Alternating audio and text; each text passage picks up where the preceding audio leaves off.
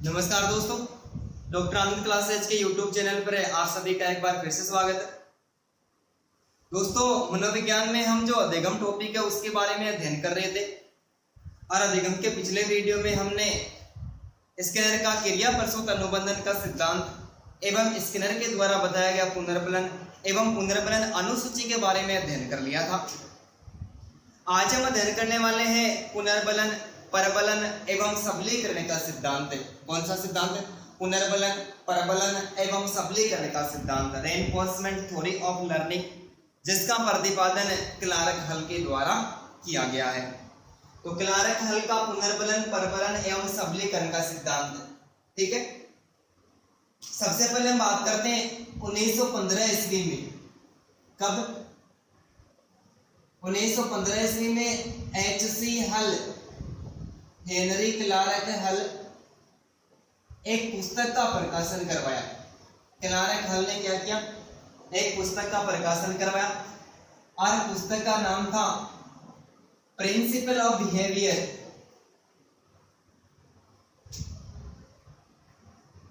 Principle of behaviour, पुस्तक का नाम था प्रिंसिपल ऑफ बिहेवियर, व्यवहार के सिद्धांत। क्या नाम था? व्यवहार के सिद्धांत है। 1915 ईस्वी में क्लार्क हल ने अपनी एक पुस्तक प्रिंसिपल ऑफ बिहेवियर, व्यवहार के सिद्धांत, इस पुस्तक का प्रकाशन करवाया और प्रकाशन करवाने के बाद में इसी पुस्तक के अंतर्गत 1915 ईस्वी में, कब? 1915 ईस्वी में अपना जो पुनर्बलन का सिद्धांत था, कौन सा सिद्धांत? पुनर्बलन के सिद्धांत का प्रतिपादन किया।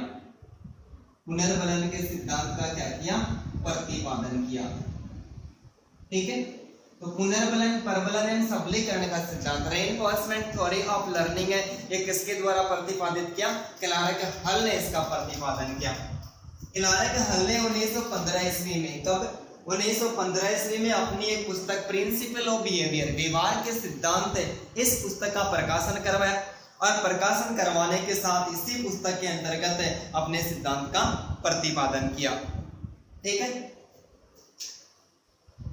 अब हम बात करते हैं इस सिद्धांत में क्लार्क हल ने प्रयोग किस जानवर पर किए।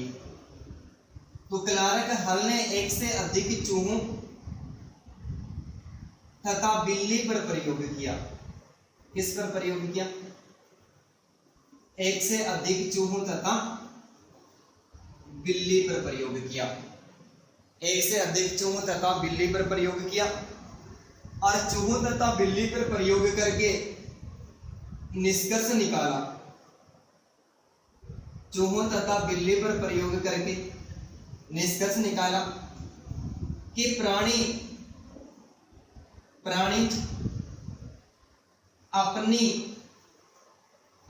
अपनी शारीरिक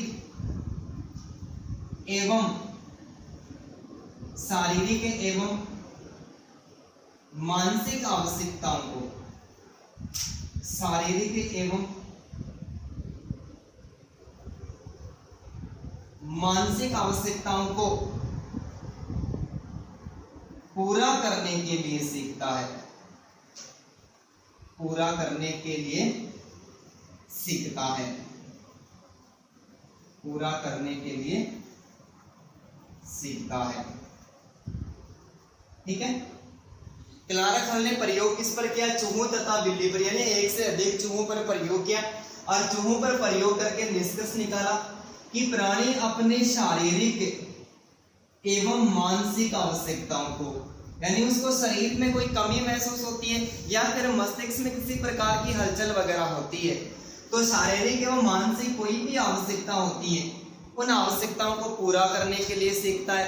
अर्थात क्लार्क हल ने इस बात को भी सिद्ध किया कि प्राणी की जब कोई आवश्यकता नहीं होती है, कोई शारीरिक या फिर कोई मानसिक आवश्यकता नहीं होती है, तो प्राणी कभी भी नहीं सीखता है। किस आधार पर सीखता है? अपनी शारीरिक एवं मानसिक आवश्यकताओं को पूरा करने के लिए सीखता है। कैसे सीखता है? कि क्लार्क हल ने एक भूखे चूहे को, किसको?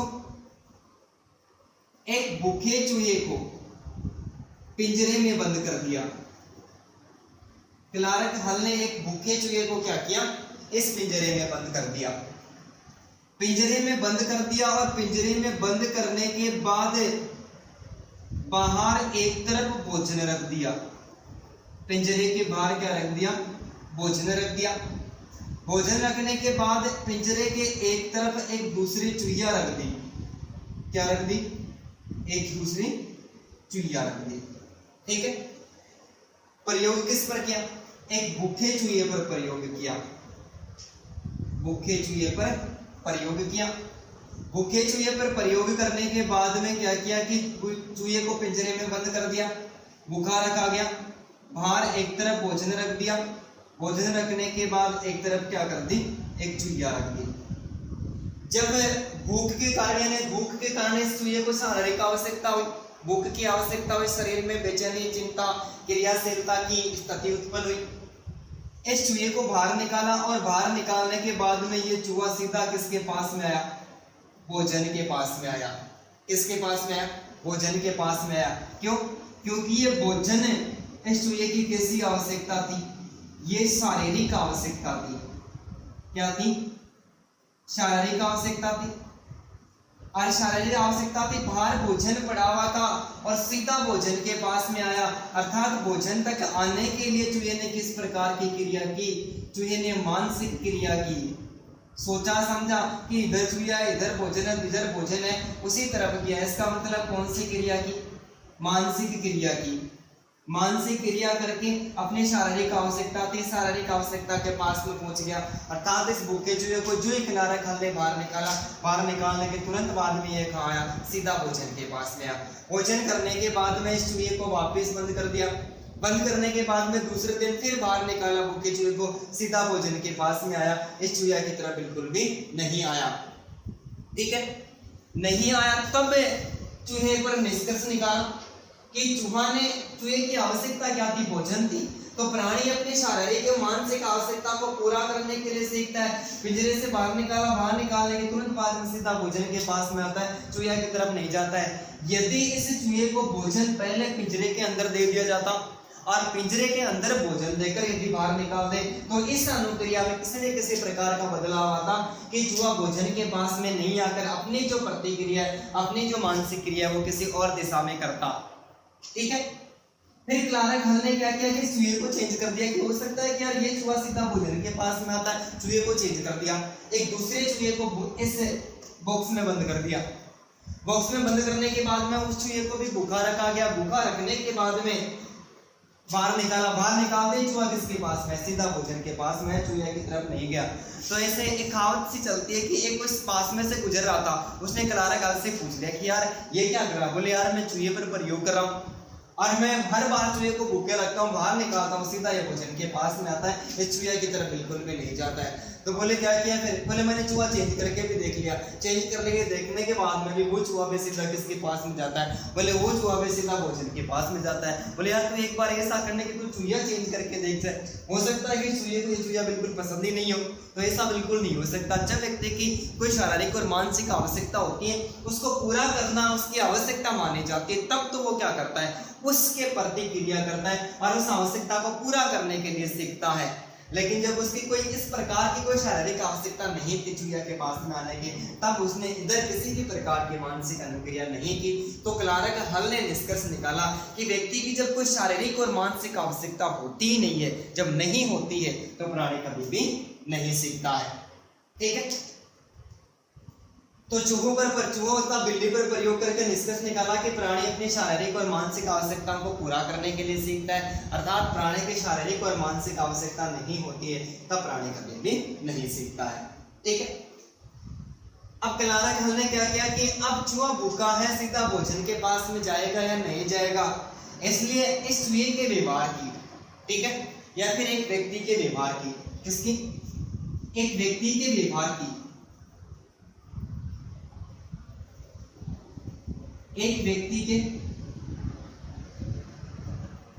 व्यवहार की, एक व्यक्ति के व्यवहार की व्याख्या करने के लिए, क्या करने के लिए? एक व्यक्ति के व्यवहार की व्याख्या करने के लिए अपने सिद्धांत के अंतर्गत अभिगृहीतु एवं प्रमेयों का प्रयोग किया। किसका प्रयोग किया? एक व्यक्ति के व्यवहार की व्याख्या करने के लिए, क्या करने के लिए? व्यक्ति के व्यवहार का अर्थात प्राणी के व्यवहार का पता लगाने के लिए अभिग्रतों एवं प्रेमियों की व्याख्या की। किसकी व्याख्या की? व्यक्ति के व्यवहार की व्याख्या करने के लिए अभिग्रतों एवं प्रेमियों का प्रयोग किया। सबसे पहले बात करते हैं कि ये अभिग्रहित क्या होते हैं। अभिग्रहित क्या होते हैं? तो व्यक्ति के व्यवहार के बारे में, व्यक्ति के व्यवहार के बारे में, व्यक्ति के व्यवहार के बारे में जो अनुमान लगाए जाते हैं, व्यक्ति के व्यवहार के बारे में जो अनुमान लगाए जाते हैं, अनुमान लगाए जाते हैं, उन अनुमानों को क्या कहते हैं? अधिग्रहित कहते हैं। कि एक व्यक्ति के व्यवहार में अनुमान लगाए जाते हैं, उन अनुमानों को किस नाम से पुकारते हैं? अभिग्रहितों के नाम से पुकारते हैं। जैसे कि एक कोई टीचर का सिलेक्शन होता है और सिलेक्शन होने के बाद में जो पहली बार विद्यालय जाता है और विद्यालय जाने के बाद में किसी कक्षा में प्रवेश करता है तो यदि मानो कि वो 10वीं क्लास में, पहली क्लास है और फर्स्ट क्लास में 10वीं क्लास में वो प्रवेश लेता है।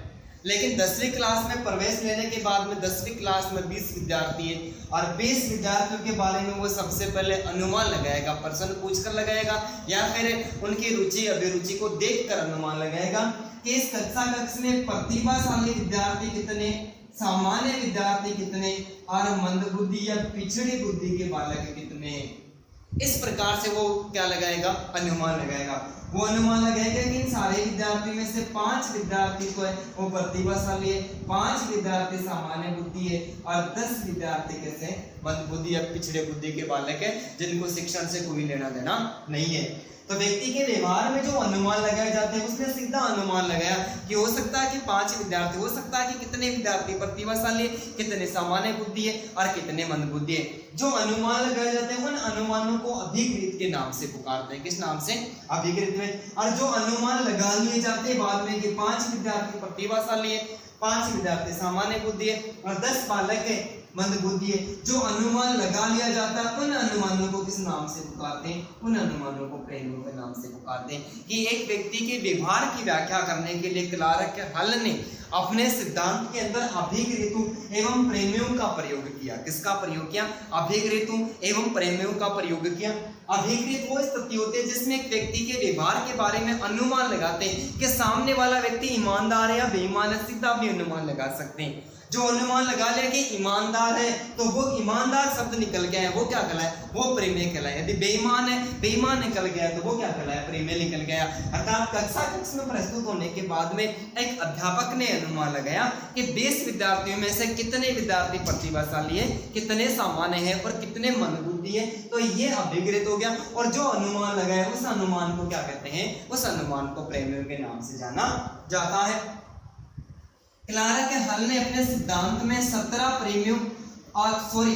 अभिग्रहितों एवं 133 प्रेमियों का प्रयोग किया। ठीक है, अपने सिद्धांत में 17 अभिग्रहितों एवं 133 प्रेमियों का प्रयोग करके अपने सिद्धांत की व्याख्या प्रस्तुत की। अर्थात अपने सिद्धांत में इस गणितीय प्रक्रिया को अपनाया। इसलिए इस क्लार्क हल के जो सिद्धांत है, ऐसे सिद्धांत को गणितीय, इस सिद्धांत को गणितीय निगमनात्मक विधि भी कहते हैं। क्या कहते हैं? गणितीय निगमनात्मक विधि भी कहते हैं।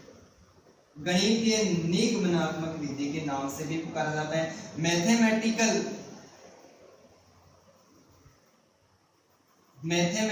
डिडक्टिव मेथड के नाम से भी पुकारते हैं। गणितीय निगमनात्मक विधि मैथमेटिकल डिडक्टिव मेथड के नाम से भी पुकारा जाता है। कि क्लार्क हल ने अपने सिद्धांत में 17 अभिग्रहितों एवं 133 प्रेमियों का प्रयोग करके अपने सिद्धांत की व्याख्या की। अर्थात इस गणितीय प्रणाली को अपनाया अपने व्यक्ति के व्यवहार की व्याख्या करने के लिए। अतः इस सिद्धांत को गणितीय निगमनात्मक विधि अर्थात मैथमेटिकल डिडक्टिव मेथड के नाम से भी जाना जाता है। ठीक है, एक बार स्क्रीनशॉट ले इसका।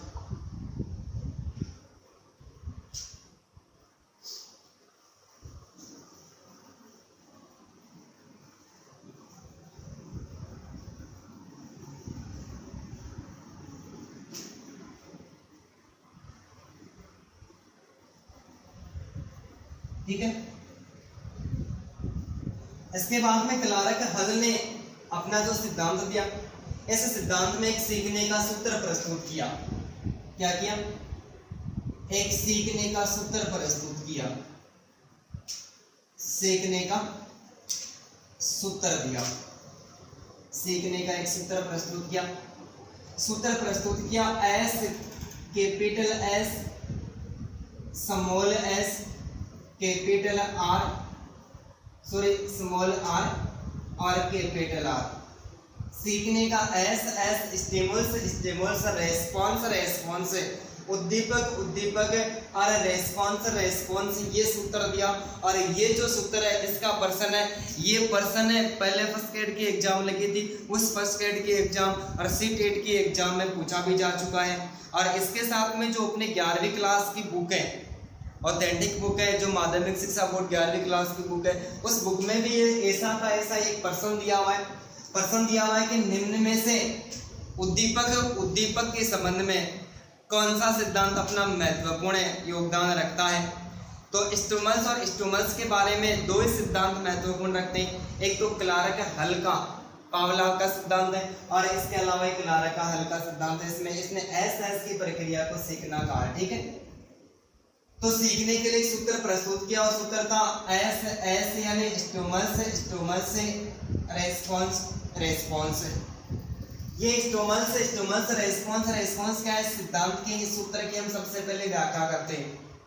क्लार्क हल ने प्रयोग करके सिद्ध किया कि व्यक्ति के सामने, किसके सामने? व्यक्ति के सामने, व्यक्ति के सामने जब उद्दीपक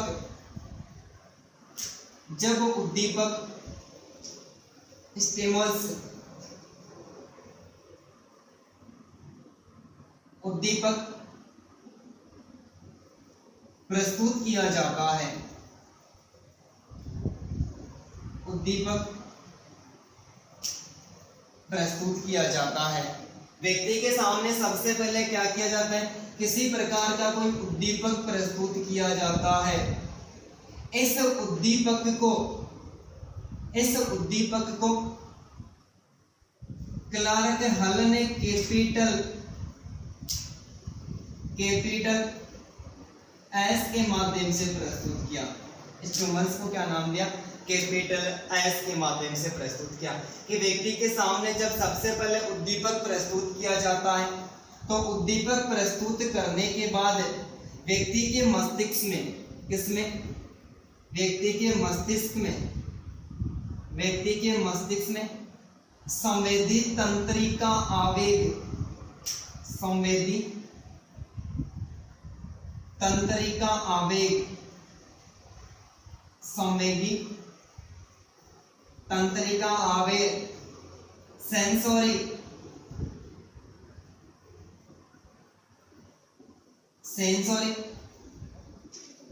neural impulse, sensory neural impulse है कि व्यक्ति के सामने जब कोई उद्दीपक प्रस्तुत किया जाता है तो व्यक्ति के मस्तिष्क में संवेदी तंत्रिका आवेग उत्पन्न होता है, सेंसोरी न्यूरल इम्पल्स से संवेदी तंत्रिका आवेग उत्पन्न होता है। अर्थात व्यक्ति के सामने कोई उद्दीपक रख दिया जाता है, उद्दीपक रखते ही संवेदी तंत्रिका आवेग अर्थात कोई मानसिक क्रिया उत्पन्न होती है। क्या उत्पन्न होती है? मानसिक क्रिया उत्पन्न होती है, मानसिक क्रिया उत्पन्न होती है। संवेदी तंत्रिका आवेग उत्पन्न होता है और ये संवेदी तंत्रिका आवेग ये पेशीय संवेदी पेशीय अनुक्रिया को पैदा करता है, संवेदी पेशीय अनुक्रिया को पैदा करता है। मोटर न्यूरल इम्पल्स, ठीक है, संवेदी पेशीय अनुक्रिया को पैदा करता है, अर्थात संवेदी जो पेशीय अनुक्रिया होती है ये एक व्यक्ति की शारीरिक अनुक्रिया होती है। क्या होती है? ये व्यक्ति की एक शारीरिक अनुक्रिया होती है। और पेशीय अनुक्रिया पैदा होने के बाद में व्यक्ति क्या करता है? लक्ष्य तक पहुंचने के लिए सही अनुक्रिया करता है। लक्ष्य तक पहुंचने के लिए क्या करता है? सही अनुक्रिया करता है, अर्थात करेक्ट रेस्पॉन्स। करेक्ट रेस्पॉन्स यानी सही अनुक्रिया करता है, और सही अनुक्रिया करने के बाद में अपने लक्ष्य तक पहुंच जाता है, अर्थात वो सीख जाता है। लक्ष्य तक पहुंच जाता है अर्थात सीख जाता है। कि क्लार्क हल ने सीखने का सूत्र प्रस्तुत किया, capital S small S small R और कैपिटल आर।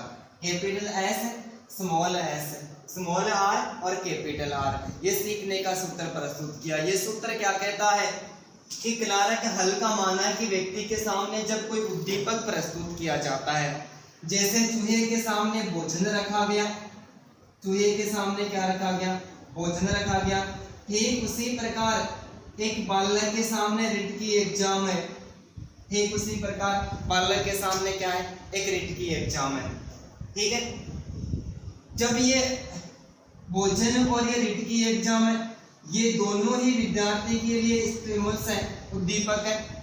ठीक है, जिस प्रकार चूहे के लिए भोजन उद्दीपक है, ठीक उसी प्रकार एक विद्यार्थी के लिए रिट की एग्जाम भी क्या है? उद्दीपक है।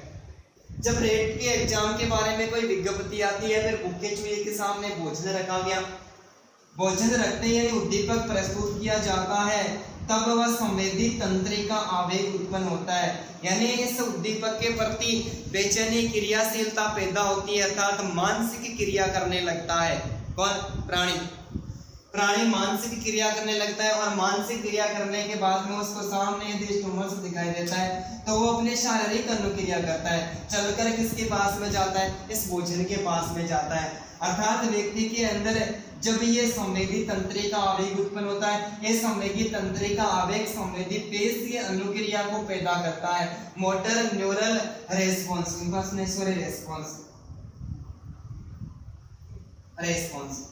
ठीक है, ये संवेदी पेशीय यानी शारीरिक अनुक्रिया को पैदा करता है कि मैं चूहा जिस प्रकार से सोचता है कि मैं किसके पास में जाऊं? भोजन के पास में जाऊं, और विद्यार्थी सोचता है कि मैं रिट की एग्जाम करके मैं टीचर बन जाऊं। फिर वो क्या करता है? यदि संवेदी पेशीय अनुक्रिया पैदा होते ही वो अनुक्रिया करने लगता है, और अनुक्रिया करके वो सही अनुक्रिया करता है, करेक्ट रेस्पॉन्स, सही अनुक्रिया करता है। और सही अनुक्रिया करके यदि वो लक्ष्य को प्राप्त कर लेता है, लक्ष्य को प्राप्त कर लेता है, लक्ष्य को प्राप्त कर लिया, इसका मतलब उस बालक ने क्या किया? सीख लिया, और सीखे हुए इस ज्ञान पर व्यक्ति को क्या मिलता है? पुनर्बलन मिलता है। वापस एक बार प्राप्त हुई, पुनर्बलन मिला, और पुनर्बलन मिलने के बाद में यदि दोबारा इसी क्रिया का दोहराव किया जाए तो प्राणी लक्ष्य तक पहुंचना आसानी के साथ में सीख जाता है। तो इस स्टिमुलस को कैपिटल एस के माध्यम से व्यक्त किया। संवेदी तंत्रिका आवेग सेंसोरी न्यूरल इंपल्स है, ऐसे सेंसोरी वाले एस को स्मॉल एस के नाम से प्रतिपादित किया। संवेदी पेशीय अनुक्रिया मोटर न्यूरल रेस्पॉन्स को, इस रेस्पॉन्स को स्मॉल आर के नाम से व्यक्त किया, और जो करेक्ट रेस्पॉन्स है, ये जो सही अनुक्रिया थी, इस आर को कैपिटल आर नाम दिया, और सीखने के लिए एस एस स्टिमुलस रेस्पॉन्स अनुक्रिया नाम का सूत्र दिया। ठीक है, तो सूत्र देके इस बात का सीधा बखान किया कि व्यक्ति के सामने जब कोई उद्दीपक रखते हैं और उद्दीपक रखने के तुरंत बाद में उद्दीपक के प्रति क्या करता है? वो विभिन्न प्रकार की अनुक्रिया करता है। ठीक है, संवेदी जो मस्तिष्क में संवेदी तंत्रिका आवेग है वो उत्पन्न होता है, यानी मस्तिष्क में हलचल उत्पन्न होती है, क्रियाशीलता, तनाव, बेचैनी की स्थिति उत्पन्न होती है, और वो शारीरिक क्रिया करता है, और शारीरिक क्रिया करने के बाद में अंत में वो सही अनुक्रिया करने लगता है और अपने लक्ष्य को प्राप्त कर लेता है। तो इस प्रकार सूत्र प्रस्तुत करके क्लार्क हल ने निष्कर्ष निकाला कि प्राणी सीखने के लिए अनेक सारे उद्दीपकों के प्रति अनेक प्रकार की अनुक्रिया करता है, कि एस यानी अनेक उद्दीपक हो गए, आर अनेक अनुक्रिया हो गई। ये निष्कर्ष निकाला, ये एस आर सूत्र देके निष्कर्ष निकाला कि प्राणी जब सीखता है तो सीखने के लिए अनेक प्रकार के उद्दीपकों के मध्य अनेक प्रकार की अनुक्रियाएं करता है। ठीक है, स्क्रीन शॉट ले लिया इसका भी एक बार।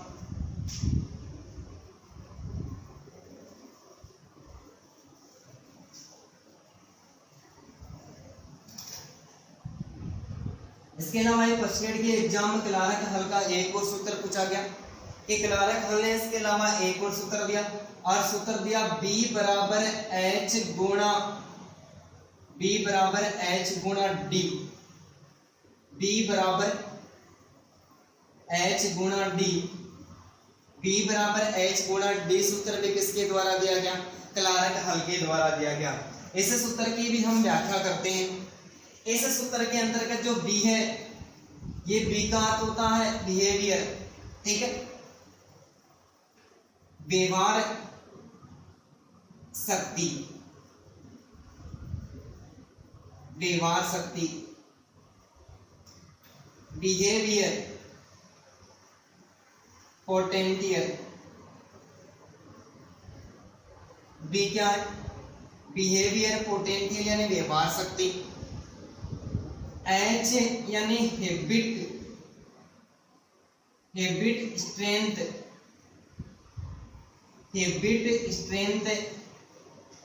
आदत शक्ति, हैबिट स्ट्रेंथ यानी आदत शक्ति, हैबिट स्ट्रेंथ यानी आदत शक्ति। डी का अर्थ होता है ड्राइव, ड्राइव होता है अंतर्नोद, चालक या परनोद, अंतर्नोद, चालक या परनोद। सीखने का दूसरा सूत्र दिया B बराबर H गुणा D। इस व्यवहार शक्ति है, इस व्यवहार शक्ति को प्रतिक्रिया व्यवहार या फिर प्रतिक्रिया शक्ति भी कहते हैं, प्रतिक्रिया शक्ति भी कहते हैं। यहां से भी एक फर्स्ट ग्रेड में प्रश्न बहुत ही अच्छा पूछा गया, इस प्रश्न की भी हम बात करेंगे। प्रतिक्रिया शक्ति, रिएक्टिव पोटेंशियल,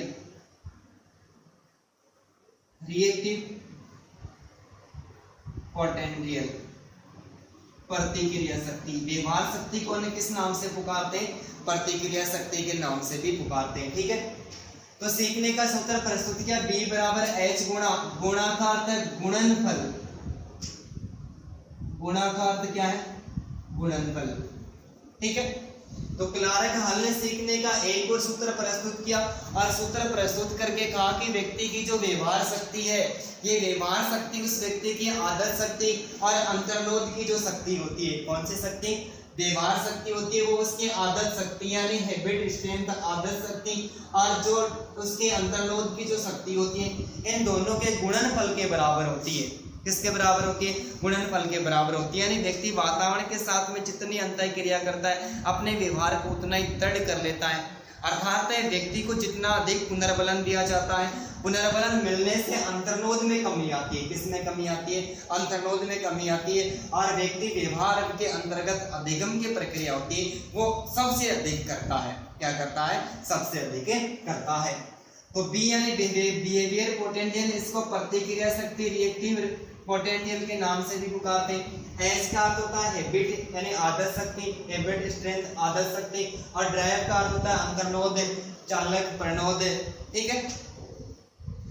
तो इस सूत्र के माध्यम से क्लारक हल ने निष्कर्ष निकाला कि एक व्यक्ति की जो व्यवहार शक्ति है, ये व्यवहार शक्ति व्यक्ति की देखो आदत शक्ति गुणा ड्राइव यानी अंतर्नोद शक्ति, कि व्यक्ति की व्यवहार शक्ति है और उसकी आदत शक्ति और अंतर्नोद की शक्ति होती है, उसके गुणनफल के बराबर होते हैं। दोनों को गुणा करने के बाद में जितना रिजल्ट आता है, उतना रिजल्ट व्यक्ति अपने व्यवहार के द्वारा किसी भी विषय वस्तु को सीखने के माध्यम से प्रस्तुत करता है। यानी ये जो हैबिट शक्ति और ये अंतर्नोद है, ये बाहरी पुनर्बलन हो गया।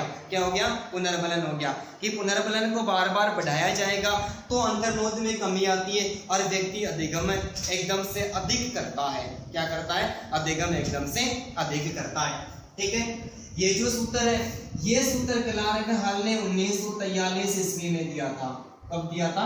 1943 ईस्वी में दिया था। इसके बाद में 1952 ईस्वी में, कब?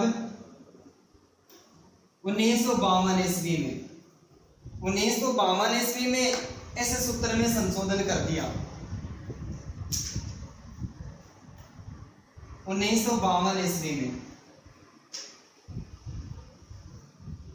1952 52 ईस्वी में इस सूत्र में क्या किया, संशोधन किया।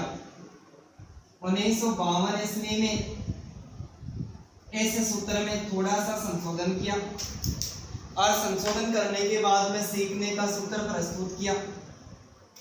B बराबर H गुणा D प्लस I गुणा V, I plus V। B बराबर H गुणा D plus I plus V। B तो व्यवहार शक्ति है, H आदर्श शक्ति है, D का मतलब ड्राइव है, H का मतलब इंसेंटिव पावर, सॉरी I का मतलब इंसेंटिव पावर, प्रलोभन शक्ति, इंसेंटिव पावर यानी प्रलोभन शक्ति। V का अर्थ होता है वेग, वेग ऑफ अटेंसिटी, वेग ऑफ अटेंसिटी स्टिमुल्स,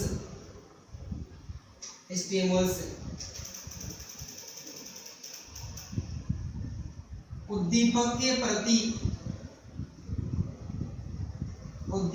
प्रति उत्तेजना की तीव्रता,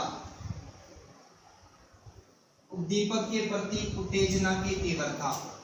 ठीक है। बी का अर्थ होता है बिहेवियर पोटेंशियल, बी का अर्थ बिहेवियर पोटेंशियल, एच का अर्थ हैबिट स्ट्रेंथ, एच का अर्थ हैबिट और डी का अर्थ ड्राइव। कि 1952 ईस्वी में क्लार्क हल ने अपने सिद्धांत में एक और सूत्र दिया, यानी अपना जो सिद्धांत दिया था 1943 में, इस सिद्धांत में थोड़ा सा परिवर्तन किया और परिवर्तन करके कहा कि व्यक्ति की व्यवहार शक्ति के साथ में आदर्श शक्ति के साथ में जो उसकी अंतर्निरोध की शक्ति होती है, उस अंतर्निरोध की शक्ति के साथ में प्रलोभन शक्ति और उद्दीपक के प्रति उत्तेजना की जो तीव्रता होती है वो भी दोनों शामिल होती है। कि व्यक्ति को एक बार पुनर्बलन दे दिया जाता है, वो पुनर्बलन उस बालक के लिए प्रलोभन का काम करता है, अर्थात लालच का काम करता है, और पुनर्बलन देने के तुरंत व्यक्ति बाद में क्या करता है, उद्दीपक के प्रति उत्तेजना तीव्र कर देता है, अर्थात तीव्र गति से क्या करता है, वो उद्दीपक को प्राप्त करने के लिए तीव्र गति से क्रिया करता है, और तीव्र गति से क्रिया करके क्या करता है, अपने जो लक्ष्य होता है उसको प्राप्त कर लेता है। तो सीखने का तीसरा सूत्र दिया B बराबर H गुणा D प्लस I गुणा V। कि व्यक्ति की जो आदर्श शक्ति होती है, व्यवहार शक्ति के साथ में उसकी आदर्श शक्ति, अंतर्निरोध की शक्ति होती है, उसके साथ में प्रलोभन शक्ति और उद्दीपक के प्रति उत्तेजना की तीव्रता होती है, ये भी सीखने में अर्थात अधिगम करने की प्रक्रिया में दोनों शामिल होती है। लेकिन व्यक्ति तीव्र गति कितनी बार करेगा, कितनी देर तक करेगा? हम जब पढ़ने के लिए सीखते हैं तो जब शुरुआती दौर होता है, उस शुरुआती दौर में तो हमारे में जोश होता है, और जोश में हम होश नहीं खोते, 5-10 दिन लगातार तैयारी करते हैं। लेकिन 5-10 दिन बीतने के बाद में हमारी तैयारी में क्या आ जाता है, हमारी तैयारी में उतार चढ़ाव आ जाता है, कभी खुशी कभी गम। 5 दिन पढ़ते हैं, 4 दिन नहीं पढ़ते, 4 दिन पढ़ते हैं, या फिर 10 दिन नहीं पढ़ते। ठीक है। अभी 1-2 दिन पहले अखबार की बात है, उस अखबार में कि व्यक्ति के सामने वर्तमान में कोई लक्ष्य नहीं, रिट की एग्जाम यदि 2 सितंबर को होती तो सारे विद्यार्थी किसी न किसी आधार पर तैयारी करते, चाहे वो अपने जो यूट्यूब से किसी भी चैनल का चयन करते, उसके बाद में तैयारी करते, या फिर उसके पास में ऑथेंटिक सामग्री है उसके पास में तैयारी करते, या फिर पहले कोई कोचिंग वगैरह की उसमें से तैयारी करते। लेकिन वर्तमान में एक खोज के द्वारा, एक रिसर्च के द्वारा पत्रिका वालों ने, दैनिक भास्कर वालों ने ये तथ्य प्रस्तुत किए लोगों के सामने कि वर्तमान में जितने भी युवा है और जो तैयारी कर रहे हैं, उनमें से 75% जो युवा वर्ग है वो एकदम से अध्ययन के प्रति लापरवाह हो गए। क्या हो गए? लापरवाह हो गए। ठीक है। तो ये प्रतिक्रिया इस सूत्र के माध्यम से भी दर्शाती है कि व्यक्ति के सामने कोई लक्ष्य है ही नहीं, लक्ष्य नहीं है तो वो अनुक्रिया बिल्कुल भी नहीं कर रहा है, अनुक्रिया नहीं कर रहा है। यदि अनुक्रिया करेगा तो जब एग्जाम की तैयारी थी, ऐसा होता कि एग्जाम है और जब पहले डिसाइड कर रखे थे कि 2 अगस्त को एग्जाम है तो सारे स्टूडेंट तैयारी कर रहे थे, और तैयारी करते करते अब क्या हो गए, वो थक गए। क्या हो गए? थक गए। तो इस सूत्र के माध्यम से क्लार्क हॉल ने निष्कर्ष निकाला कि व्यक्ति जब अनेक प्रकार की अनुक्रिया करता है तो अनेक प्रकार की अनुक्रिया करने के कारण उनको थकान महसूस होती है, अनेक प्रकार की अनुक्रिया करने के कारण इसको क्या महसूस होती है, थकान महसूस होने लगती है। और इस थकान को क्लारक हल ने क्या नाम दिया, प्रतिक्रिया अवरोध नाम दिया। क्या नाम दिया, प्रतिक्रिया अवरोध। की व्यक्ति जब क्रिया करता है और थकान होती है, ये थकान क्या करती है, अधिगम के अंतर्गत अवरोध पैदा करती है, अर्थात रिएक्टिव इनहिबिशन। ठीक है, प्रतिक्रिया अवरोध उत्पन्न होता है। ये प्रतिक्रिया अवरोध ये अनुबंधन के कारण उत्पन्न होता है। किसके कारण, अनुबंधन के कारण। ये जो प्रतिरोध है ये अनुबंधन के कारण उत्पन्न होता है, अर्थात कंडीशनिंग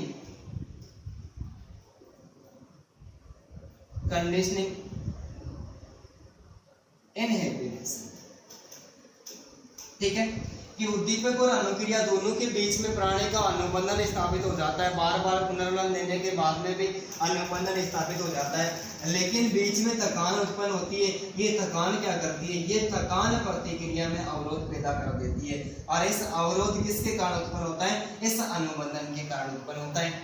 क्लारक हल ने जो अवरोध की शक्ति थी, प्रतिक्रिया जो अवरोध की शक्ति थी, इस प्रतिक्रिया अवरोध की शक्ति को अवरोधात्मक अंतः शक्ति नाम दिया। क्या नाम दिया, अवरोधात्मक अंतः शक्ति नाम दिया। क्या नाम दिया, अवरोधात्मक अंतः शक्ति नाम दिया।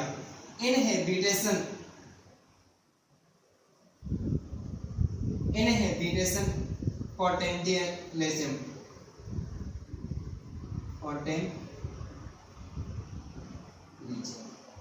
ठीक है, अवरोधात्मक अंतःशक्ति नाम दिया। और इस अवरोधात्मक अंतःशक्ति को दोलन प्रभाव भी कहते हैं। क्या कहते हैं, दोलन प्रभाव भी कहते हैं। इसको दोलन प्रभाव के नाम से भी पुकारा जाता है। ऑसिलेशन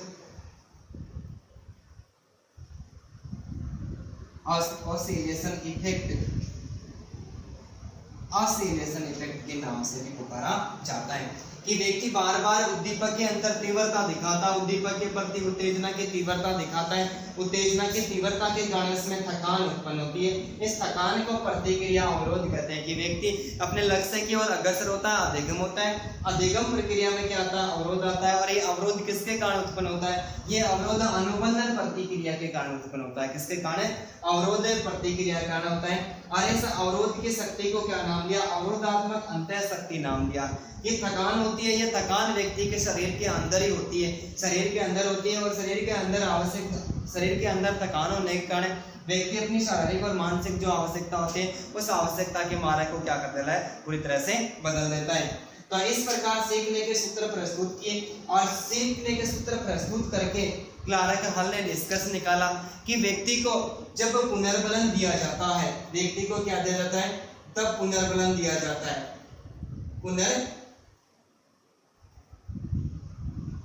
व्यक्ति को पुनर्बलन दिया जाता है। पुनर्बलन देने के कारण अंतर्नोद में कमी आती है। किसमें कमी आती है, अंतर्नोद में कमी आती है। और अंतर्नोद में कमी आती है तो व्यक्ति अपनी शारीरिक और मानसिक जो आवश्यकता होती है उसको प्राप्त करने के लिए अधिगम करता है। और इस अधिगम प्रक्रिया में क्या आ जाती है, तीव्रता आ जाती है। कि क्लारक हल ने क्या क्या सीखने के 3 सूत्र प्रस्तुत किए, और सीखने के सूत्र प्रस्तुत करके निष्कर्ष निकाला कि व्यक्ति को प्रत्येक अनुक्रिया पर पुनर्बलन दिया जाता है। और पुनर्बलन देने के कारण अंतर्नोद में कमी आती है, चालक में कमी आती है, और अधिगम प्राणी क्या कर सकता है, तीव्रता के साथ में करता है। अब यहाँ से एक और प्रश्न फर्स्ट ग्रेड में पूछा गया था कि क्लारक हल ने अपने सिद्धांत में किस प्रकार के तथ्यों का उल्लेख किया, किस प्रकार के इस तथ्यों का विश्लेषण किया है, कि कौन कौन से ऐसे तथ्य हैं जिनको अपने सिद्धांत में शामिल किया है। तो देखो, सबसे पहले बात करते हैं, व्यवहार शक्ति को भी शामिल किया है। व्यवहार शक्ति भी इस सिद्धांत का अंग है। व्यवहार शक्ति के अलावा प्रतिक्रिया शक्ति भी इस सिद्धांत का अंग है। हैबिट शक्ति यानी हैबिट स्ट्रेंथ आदत शक्ति के साथ में ड्राइव यानी चालक है। चालक के अलावा प्रलोभन शक्ति, प्रलोभन के अलावा उद्दीपक के प्रति उत्तेजना की तीव्रता, साथ में प्रतिक्रिया अवरोध, और प्रतिक्रिया अवरोध के साथ में अनुबंधन अवरोध, अवरोधात्मक अंतःशक्ति और दोलन प्रभाव। ये सारे के सारे अंग किसके माने गए? ये क्लार्क हॉल ने अपने सिद्धांत में जो सीखने की व्याख्या प्रस्तुत की, उस व्याख्या के अंतर्गत इन महत्वपूर्ण बिंदुओं को क्या क्या स्वीकार किया गया। और ये प्रश्न पूछा था कि क्लार्क हॉल ने अपने सिद्धांत के अंतर्गत निम्न में से किस बिंदु को या फिर किस विषय वस्तु को या फिर किस स्थिति को शामिल नहीं किया है। तो यहाँ पर ये बहुत ही खतरनाक प्रश्न बनता है। इन सारी स्थिति को आपको क्या करना है? याद रखना है। आप एक बार इसका स्क्रीनशॉट ले सकते हो।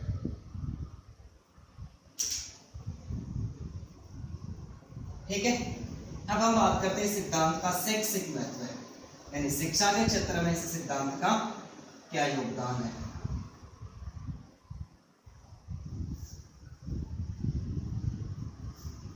शैक्षिक महत्व है, शैक्षिक महत्व है, शैक्षिक महत्व है। शैक्षिक महत्व में जो पहला जो शैक्षिक महत्व प्रस्तुत किया क्लार्क हॉल ने, क्लार्क हॉल ने पुनर्बलन के सिद्धांत के माध्यम से प्राणी किस आधार पर सीखता है, सीखने की व्याख्या प्रस्तुत की। सीखने की व्याख्या प्रस्तुत की कि सीखने के 3 सूत्र दिए। कितने सूत्र दिए? सीखने के 3 सूत्र दिए। 3 में जो सीखने का पहला सूत्र था वो था स्टोमस से आर आर रेस्पॉन्स, रेस्पॉन्स पहला सूत्र दिया। इसके माध्यम से भी प्राणी किस आधार पर उद्दीपक के प्रति अनुक्रिया करता है, सीखता है। इसके माध्यम से सीखने की जो सूत्र है, सीखने की व्याख्या के दूसरा सूत्र दिया B बराबर H गुणा D। इस सूत्र के माध्यम से भी सीखने की व्याख्या प्रस्तुत की। और तीसरा सूत्र दिया B बराबर H गुणा D plus I plus D। तो सर्वप्रथम सूत्र प्रस्तुत किए और सूत्रों के माध्यम से सीखने की व्याख्या प्रस्तुत की। सीखने के लिए आवश्यकता को महत्वपूर्ण तत्व माना। किसको माना? सीखने के लिए आवश्यकता को महत्वपूर्ण माना, महत्वपूर्ण तत्व माना। आवश्यकता को 2 भागों में बांटा, शारीरिक आवश्यकता एवं मानसिक आवश्यकता। शारीरिक आवश्यकता एवं मानसिक आवश्यकता कि व्यक्ति अपने शारीरिक और मानसिक आवश्यकताओं को पूरा करने के लिए सीखता है। तो आवश्यकता के कारण सीखने की प्रक्रिया को पूर्ण करता है। आवश्यकता के कारण व्यक्ति सीखने की प्रक्रिया को पूर्ण करता है। यदि आवश्यकता नहीं होती है, यदि हमें कभी भूख लगती नहीं तो हम भोजन की तलाश कभी नहीं करते। ठीक है, तो आवश्यकता से क्या करता है? सीखने की प्रक्रिया को पूर्ण करता है। आवश्यकता पे यदि पुनर्बलन की प्राप्ति होती है, क्या होती है? पुनर्बलन की प्राप्ति होती है। तो पुनर्बलन क्या करता है? पुनर्बलन व्यक्ति की आवश्यकता अर्थात सीखने की प्रक्रिया को एकदम से तीव्र कर देता है। और जिस आवश्यकता की अर्थात जिस व्यक्ति जिस प्रकार की अनुक्रिया करता है और उस अनुक्रिया में यदि व्यक्ति को सफलता मिलती है तो वो सफलता हमेशा ही क्या प्रदान करती है? पुनर्बलन प्रदान करती है। इसलिए अपने सिद्धांत को क्या नाम दिया? पुनर्बलन, परबलन एवं सबलीकरण का सिद्धांत नाम दिया। ये पुनर्बलन के माध्यम से भी व्यक्ति क्या कर सकता है? सीख सकता है। कि सबसे पहले क्लार्क हॉल ने अपने सिद्धांत में जो पहला शैक्षिक महत्व दिया उसमें सीखने की व्याख्या प्रस्तुत की। सीखने के 3 सूत्र प्रस्तुत किए और उन 3 सूत्रों के माध्यम से सीखने की व्याख्या प्रस्तुत की। सीखने के लिए आवश्यक तत्व किसको माना? आवश्यकता को माना कि व्यक्ति अपनी शारीरिक और मानसिक आवश्यकता को पूरा करने के लिए सीखता है। तो आवश्यकता के द्वारा सीखने की प्रक्रिया क्या होती है? पूर्ण होती है। जब आवश्यकता बार बार आवश्यकता होती है, आवश्यकता पर क्या मिलता है? व्यक्ति को पुनर्बलन मिलता है। और पुनर्बलन जब मिलता है तो सीखने की जो गति होती है उसमें तीव्रता आती है। और पुनर्बलन से जो भी तीव्र गति करता है और उस तीव्र क्रिया के प्रति यदि सफलता दिखती है तो वो सफलता हर बार क्या करती है? व्यक्ति को पुनर्बलन प्रदान करती है। इसलिए अपने सिद्धांत को क्या नाम दिया? पुनर्बलन, परबलन एवं सबलीकरण का सिद्धांत नाम दिया। धन्यवाद दोस्तों, यदि आपको हमारे द्वारा पढ़ाया गया जो सिलेबस है, मैटर है, वो आपको अच्छा लगता है तो आप हमारे चैनल को सब्सक्राइब करें, साथ ही बेल आइकन बटन को दबाएं और लाइक जरूर करें और ज़्यादा से ज़्यादा शेयर करें। इसके अलावा आपको यदि कोई कमी वगैरह महसूस होती है तो आप कमेंट बॉक्स में जरूर कमेंट करें। धन्यवाद दोस्तों।